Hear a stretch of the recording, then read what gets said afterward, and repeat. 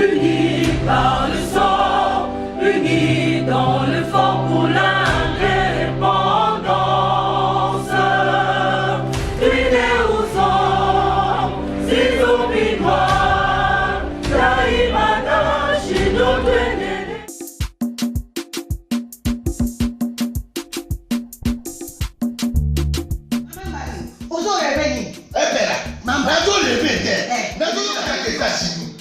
plus précisément dans Washington. Maman Martin Maman Martin shop Africa Union. Mais donc t'es qu'à nyonso biloko ya wananini yo congolais. Olingi ndeko na yo asalisa yo te. Mpona kolia na yo moko babondela yo. Mpona nzoto na yo moko ya elei. Mpo babondela yo balobi bio Africa Union. Et donc t'es qu'à tout na basinois. Sinon kolia pa ya sinon kolia ni. Ndeko na yo teka biloko ya mboka. Ya fresh. Ya Bio na bio. Yo mama mbalo kuna monkanja izali. Balobi nzomo yali. Kuba paniwa. Balobi njenje izali. Zakomba ngane mboto ya mbiseza. Balobi nyama ya botu ya bokombo to isaga te. Kala ngando ndengalali na basi. Oyedike na sutu. Ezako dia na petit. Pour maman mande. Ya soro. Pour pas to comprendre te. Mawa. Ba congolais. Où allons-nous? Pona kolia na bino moko. Ba bonne ya bino kalinyo. Kolia na abeti. Chobona yo.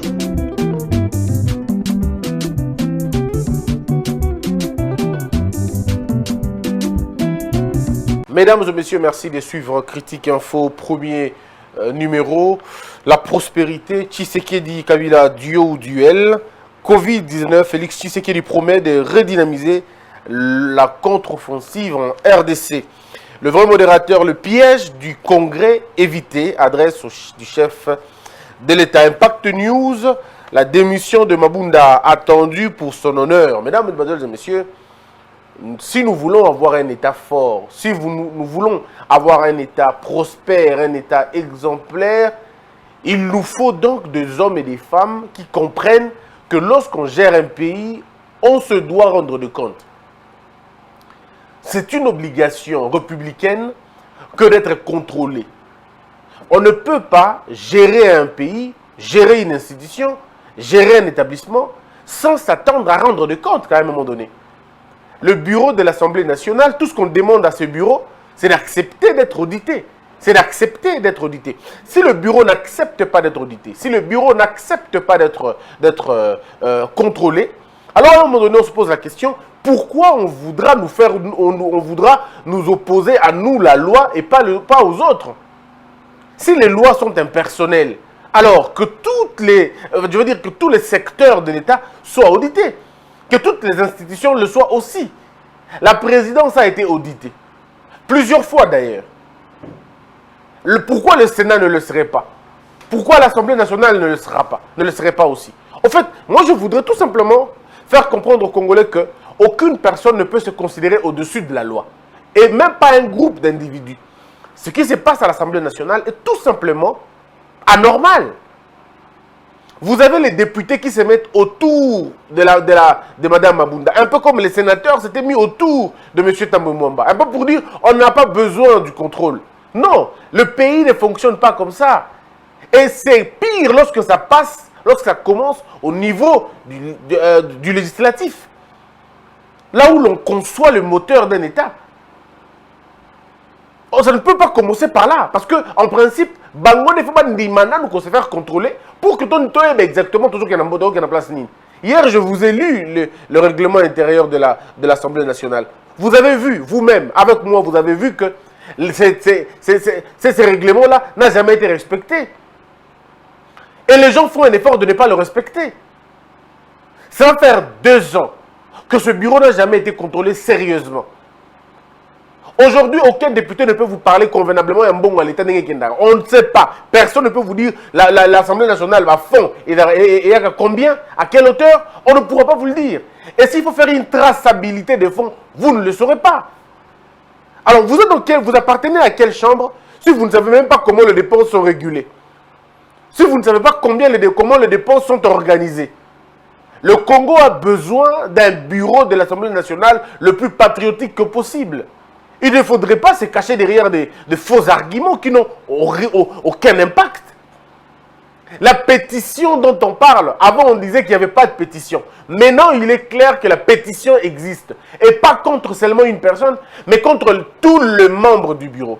Et individuellement, bien évidemment. Individuellement. Chaque membre du bureau sera attaqué individuellement. Et les griefs sont bien évidemment motivés. Alors, si nous avons des hommes d'honneur et des femmes d'honneur au sein du bureau de l'Assemblée nationale, ils vont tout simplement démissionner d'eux-mêmes. Ils vont tout simplement démissionner d'eux-mêmes. Parce qu'à un moment donné, ça va être honteux. Honteux alors qu'au cours d'une législature, la présidente de l'Assemblée nationale a été évincée. Moi, si j'étais le conseiller de Mme Mabunda, je lui aurais demandé tout simplement, Madame, pliez le bagage, partez. Pliez les bagages, partez, parce que vous avez perdu la confiance. Je voudrais revenir sur la notion de la confiance. Le président de l'Assemblée nationale n'est pas le meilleur de tous les députés nationaux. Non. Ce n'est pas le plus intelligent, ce n'est pas le plus fort, ce n'est pas le plus doué, ce n'est pas le plus conciliateur, il n'a pas plus de valeur que les autres, il n'a pas obtenu plus de voix que les autres. Non. C'est sur base de confiance. Mais malheureusement, chez nous, ça n'a pas été sur base de confiance. C'était sur base d'un dictat politique. On a dit que c'était elle et puis elle. Elle n'a jamais donné sa vision de comment elle pouvait gérer l'Assemblée nationale. Pas du tout. Encore que même quand on donne ça, on sait qu'à candidature unique, toutes les idées sont bonnes. Mais maintenant, le problème va plus loin que ça. C'est qu'au-delà de tout, de la couverture, acceptons au moins qu'il y a eu confiance. Mais quand on a encore un son, quand on a encore un peu du sens de soi, et que l'on se rend compte que les gens qui voulaient voter pour moi, en fait, les gens qui ont voté pour moi, les gens qui ont accepté, ont décidé, même si on sait qu'ils n'ont pas décidé, mais les gens quand même qui m'ont porté au perchoir, ces gens-là ne sont plus d'accord avec moi. Lorsque vous avez été élu par plus de 250 députés, et aujourd'hui vous vous rendez compte que votre confiance, vous la perdez à plus de 250 députés. Mais comprenez tout de suite que vous n'êtes plus à la place qu'il fallait. Qu'est-ce qu'on fait généralement? On démissionne. Même pour son honneur. Ne vous en faites pas, si Mme Mabunda part, ce n'est pas que l'UDPS prendra le pouvoir. Non, ce ne sera pas l'UDPS, ce sera quelqu'un d'autre, toujours de la même famille politique. Parce qu'il s'agit d'un quota, sauf si on chamboule tout. Mais si on garde la même configuration, c'est quelqu'un d'autre qui viendra. Ce sera quelqu'un de la famille de Mme Mabunda. Donc ce n'est pas une question contre la plateforme de Mme Mabunda. Mais maintenant, c'est une question individuelle. C'est que les députés ne se retrouvent plus dans le leadership de Mme Mabunda. Et ils veulent que Mme Mabunda parte. Donc le problème n'est pas, est-ce que c'est un PPRD? Non, le problème n'est pas au niveau du PPRD, le problème n'est pas au niveau du FCC. Parce que même au niveau du PPRD, même au niveau du FCC, il y a eu des hommes et des femmes qui ont signé contre Mme Mabunda. La pétition est là. Si vous voulez, les pétitions sont là. Elles ont été signées au-delà du nombre demandé. La logique et le bon sens voudraient que lorsqu'on est devant cette situation, on se dit, ben, écoutez, je n'ai pas besoin d'aller laisser mes plumes là-bas, je m'en vais. Et ainsi, on vous donne une belle occasion de sortir par la grande porte. Parce que, d'une manière ou d'une autre, la démission, c'est comme la grâce. Elle couvre une multitude de fautes, elle couvre une multitude de péchés. Lorsque vous démissionnez de vous-même avant que la sanction ne vienne, vous-même vous démissionnez, vous sortez par la grande porte. Elle couvre toutes les erreurs. Parce que lorsque vous vous obstinez à ne pas voir ça, vous dites, bon, j'y vais, on va se battre jusqu'au bout. Madame Mabunda, ceux qui vous disent qu'ils vont vous accompagner jusqu'au bout, ils sont inférieurs par rapport à ceux qui vous ont désavoué. Et ne soyez pas la première femme qui est entrée au Parlement et qui sortira par la honte. Ne soyez pas cette femme-là. Soyez la première femme qui est arrivée au Parlement et qui a senti qu'il y avait une certaine désobligeance. Elle est partie d'elle-même. L'humanité retiendra que vous êtes parti de vous-même si vous démissionnez aujourd'hui. À la fin de cette émission, vous dites, mon frère Christian, je vous ai suivi, moi je démissionne. Le peuple congolais retiendra de vous quelque chose, la grandeur d'esprit. On va tout de suite vous inscrire juste à côté du nom de Lunda Bouloulou. On vous mettra juste à côté de Lunda Bouloulou. Mais si vous refusez, vous continuez, on vous mettra juste à côté de Vital Kamerhe. Ça sera la même chose. On vous aurait forcé pour démissionner. Et parce que vous avez refusé, vous avez subi la conséquence. Madame Mabunda, rappelez-vous que vous êtes entrée par la grande porte. sous les applaudissements et les ovations du public, des députés. Ne cherchez pas à sortir de cette assemblée par les IEMO. Ça ne sera pas une bonne chose pour vous. Ne sortez pas par la désapprobation alors que vous êtes entré par l'approbation générale. S'il vous plaît, prenez soin de ça. Mesdames et messieurs, on ne peut pas comprendre. À la limite, on ne peut pas comprendre que un bureau se réclame de bien travailler lorsqu'il n'y a jamais eu un contrôle Yamalunga. Lorsque aucun plan de budget n'a été adopté par une plénière. Lorsque les discussions d'argent n'ont jamais fait objet d'un débat. Lorsque la questeur n'a jamais été associée à cette démarche-là. C'est des questions qui énervent. C'est une faille d'un leadership. C'est une faille de la commande. Et je ne peux pas comprendre que l'Assemblée nationale, la présidente, reproche au président de la République un leadership.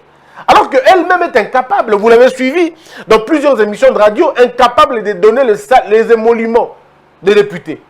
Elle dit que non, c'est privé, le salaire est privé. Non, mais vous devez savoir que lorsque vous faites une fonction publique, votre salaire ne peut pas être privé. Non, encore que votre salaire, ce n'est pas un secret. C'est plutôt c'est une question publique. Et les gens devraient le savoir dans le cadre de la transparence. Et surtout dans le cadre de la transparence de la répartition de nos ressources. Acceptez que vous avez failli. Et parce que vous avez failli, que les choses changent. Si, comme je vous ai dit, si la pétition ou les pétitions tombent aujourd'hui, le week-end, samedi, je ne sais pas moi, vendredi, aujourd'hui ou demain, 72 heures après, 72 heures après, madame et tout son bureau seront tout simplement mis à côté. Et le secrétaire, je crois, administratif ou le secrétaire de l'Assemblée nationale, celui qui gère au quotidien l'administration et ainsi de suite, va constater, et nous allons faire en sorte que les plus âgés, les deux moins âgés, continuent en fait. Président, si vous voulez, ces cérémonies-là. Mais la question, c'est de savoir, est-ce que les membres du bureau sont prêts à subir ça? Cette honte et cette humiliation-là. Si j'étais un membre du bureau ou un conseiller des membres du bureau, ben je démissionnerais tout simplement, avant que le feu n'arrive. Les 250 députés déjà signataires de cette pétition ou de ces pétitions vont former, comme je le dis, une majorité parlementaire. Et quand ils vont former ça, voilà la procédure. Quand ils vont constater que nous sommes une majorité, que Mme Mabunda est tombée, quelqu'un d'autre occupe le poste, disons, pose sa candidature et qui va finalement devenir présidente ou ça sera une femme ou un homme, ça je ne sais pas. Et puis après, ils vont se constituer en cette majorité-là et cette majorité-là va se présenter devant le chef de l'État. De façon informelle, bien évidemment, pour dire que nous sommes une majorité. Et le chef de l'État va dire, ok, je ne voudrais plus commettre les erreurs du passé. Ce que je veux maintenant, c'est nommer un informateur. Le chef de l'État va devoir nommer un informateur. Et si le chef de l'État nomme un informateur, en ce moment-là, cet informateur va faire le travail on va dire quoi, le travail de formalisme, quoi. Il va aller constater qu'il y a une nouvelle majorité qui s'est dessinée. Et quand il va avoir une majorité qui va se dessiner, le chef de l'État, maintenant l'informateur reviendra, du représentant de la République, vous m'avez donné une tâche, je viens de la faire, et j'ai dégagé une majorité parlementaire, elle est composée de tel parti ou de telle plateforme politique.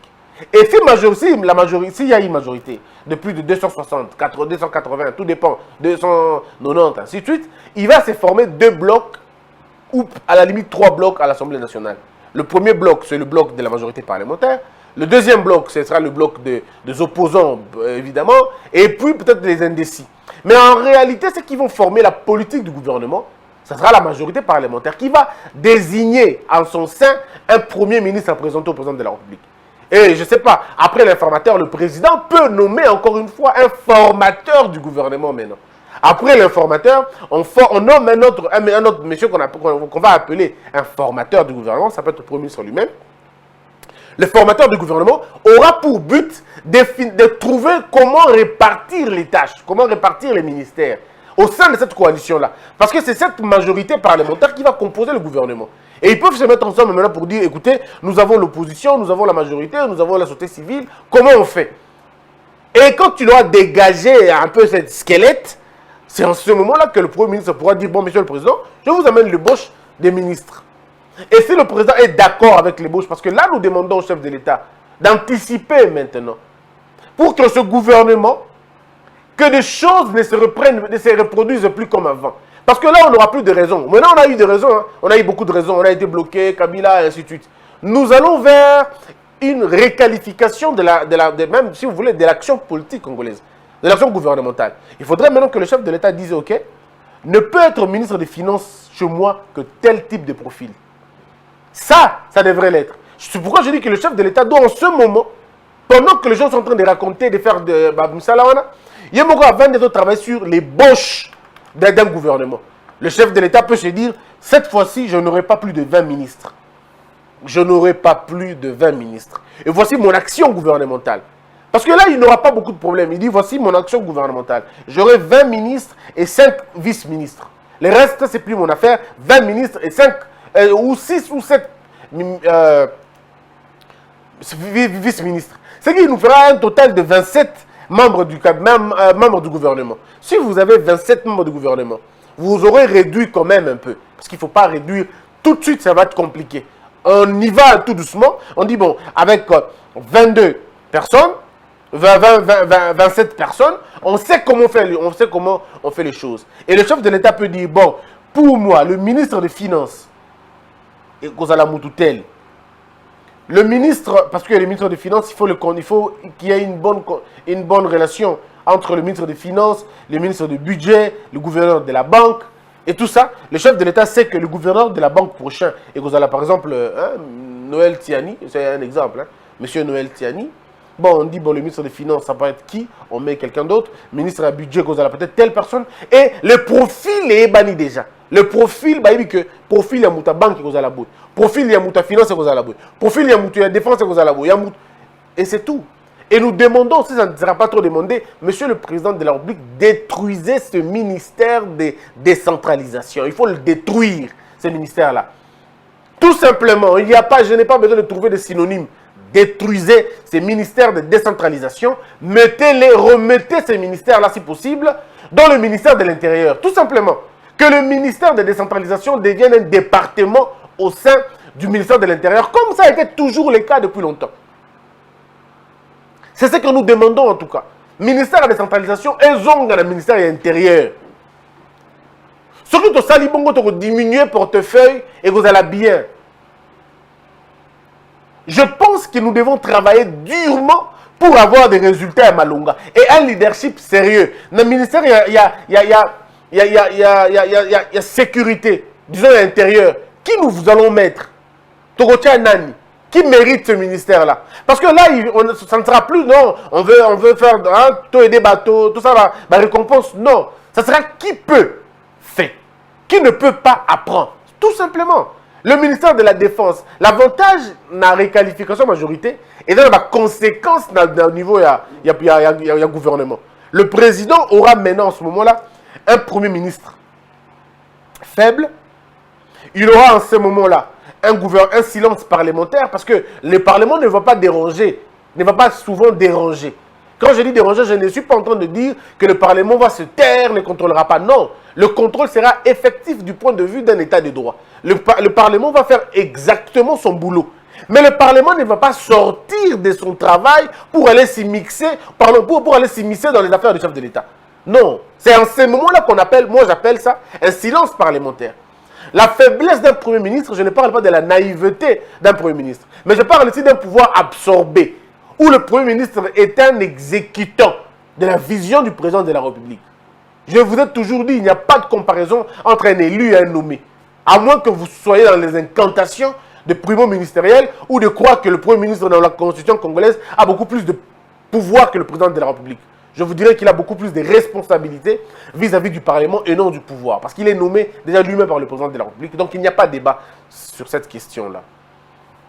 Au regard de cette manière de voir les choses, le chef de l'État va devoir décider. Parce qu'il n'aura pas besoin de partager son pouvoir régalien. C'est le pouvoir régalien, il ne le partagera pas. Parce qu'il va le partager avec un gouvernement qui vient de lui. Il y aura un mariage dans l'appareil exécutif entre le gouvernement et le président de la République comme institution. Il y aura un mariage. Ça ne sera pas le cas d'aujourd'hui où il y a un faux mariage. Non.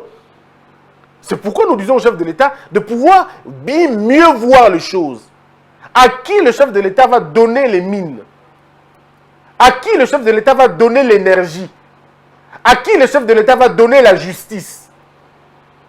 À qui le chef de l'État va donner la communication de son gouvernement?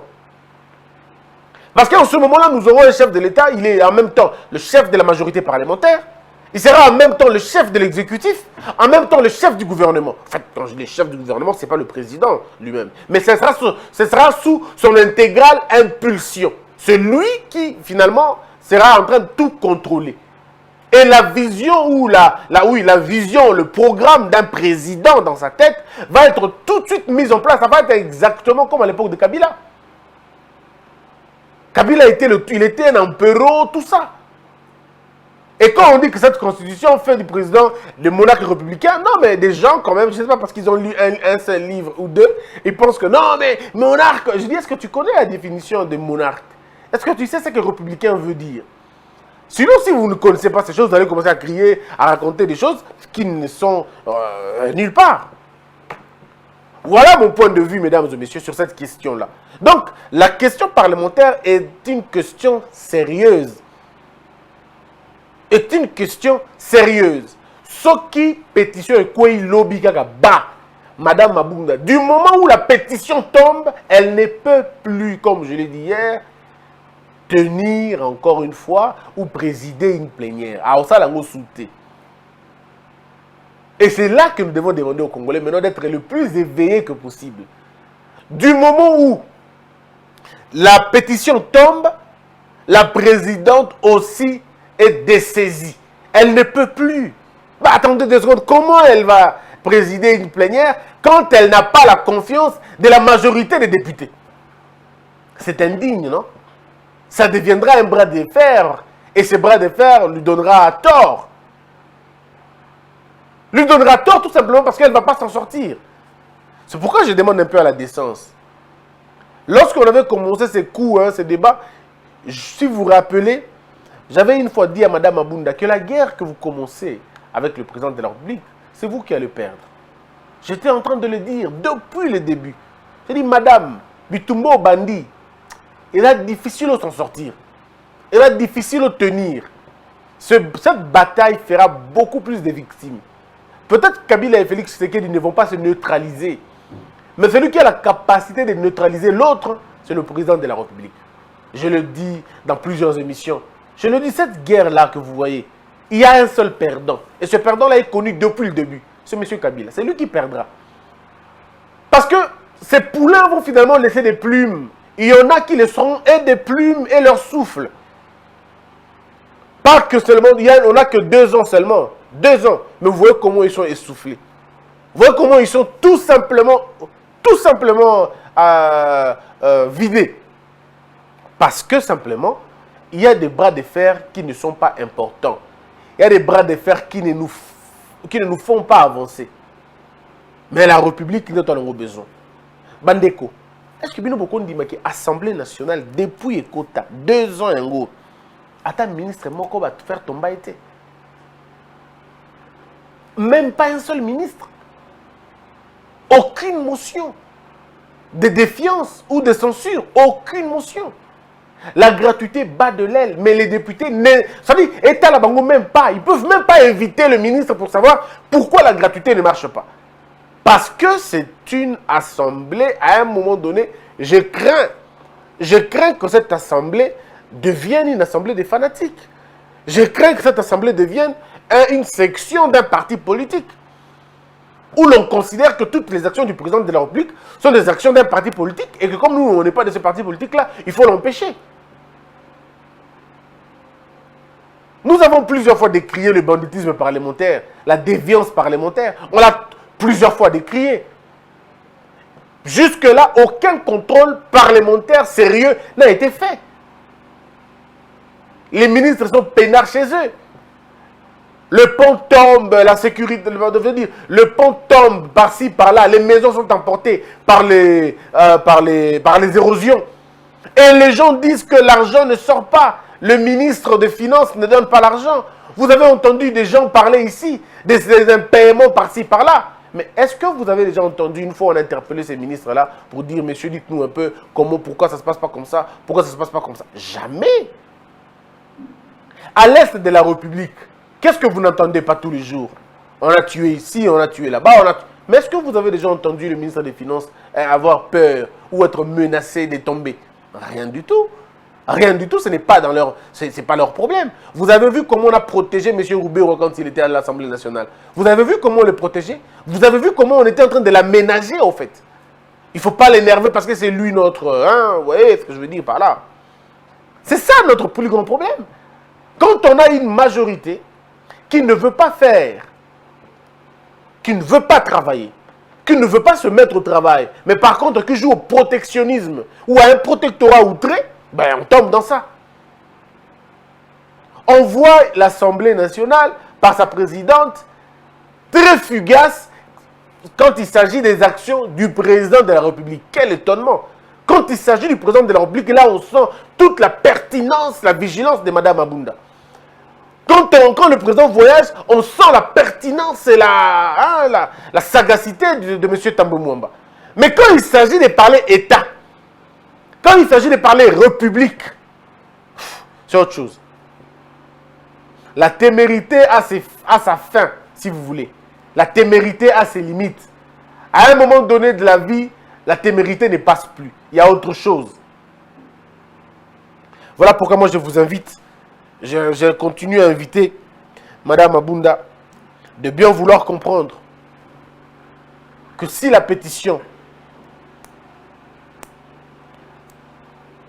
arrive à l'Assemblée nationale, que Mme Mabunda se retire, qu'elle ne fasse pas l'affront. Parce que le pays, nous sommes un état de droit.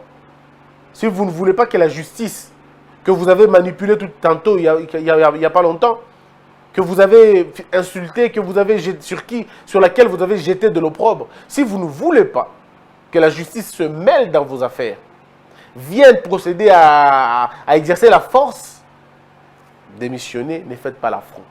Madame Mabunda, ne suivez pas les gens qui vont vous dire « Madame, Totel Melango », ce sont ces mêmes personnes parfois qui ont signé contre vous. Alors nous vous demandons, moi personnellement, je vous demande de façon désintéressée, retirez-vous tout simplement. Et les membres du bureau, retirez-vous. En réalité, vous ne perdez pas vos mandats. Ou vous ne perdez pas votre siège. Monsieur Kabound n'est plus vice-président de l'Assemblée nationale, il n'est plus premier vice-président de l'Assemblée nationale. Mais il est député. Il n'est pas mort pour autant. Il continue à vivre. Il y a une vie après la présidence de l'Assemblée nationale. Il y a une vie après être membre du bureau. Acceptez d'avaler un peu de l'orgueil et s'il vous plaît, partez. Partez calmement, partez paisiblement. Je pense qu'en faisant ça, on aura changé beaucoup de choses. Il faut, comme je vous ai dit, ce n'est pas le bureau de Mme Mabunda qui statuera sur toutes les pétitions. Non, c'est un autre bureau qui va statuer sur les autres, sur ces pétitions-là. Je vous ai parlé de ces bureaux-là. C'est le doyen et les deux jeunes, le plus jeune de l'Assemblée nationale. Je vous ai dit toute cette semaine, hein, l'Assemblée nationale, et les gens comprendront que ce que je disais avant, merci d'avoir été nombreux. Je vous informe que je serai à Mbandaka les 3, dans la semaine du 3. Si vous avez des choses à donner aux enfants là-bas, si vous avez des dons à faire à ces enfants, si vous avez des moyens, si vous avez l'argent, si vous avez le matériel, si vous avez tout ce que vous voulez donner à ces petits-enfants, eh bien, associez-vous à nous, parce que nous sommes en train de le faire. Je vous ai dit que les pirogues, ça dépend de la grandeur. Ces enfants ont besoin de pirogues pour traverser, pour venir étudier. Et les pirogues, c'est 800, 900, 700 $. Les bonnes, bien évidemment. Alors, si vous pouvez, s'il vous plaît, nous aider à avoir ces pirogues, à amener ces pirogues-là, pour que ces enfants-là étudient dans les bonnes conditions, au moins les bonnes conditions, ça sera une très bonne chose. Merci d'avoir été nombreux.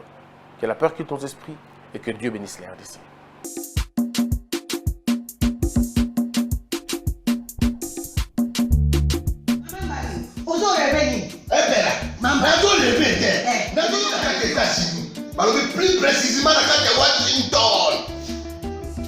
Maman Marthe nde. Maman Marthe nde. Balobi shop Africa Union. Ezoteka nyonso biloko ya nini yo Congolais. Olingi ndeko na yo asalisa yo te. Mpona kolia na yo moko babondela yo. Mpona nzoto na yo baboya elengi. Mpo babondela yo. Balobi bio Africa Union. Ezoteka. Tutakola na basinois. Sino kolia pa ya sino kolia nini.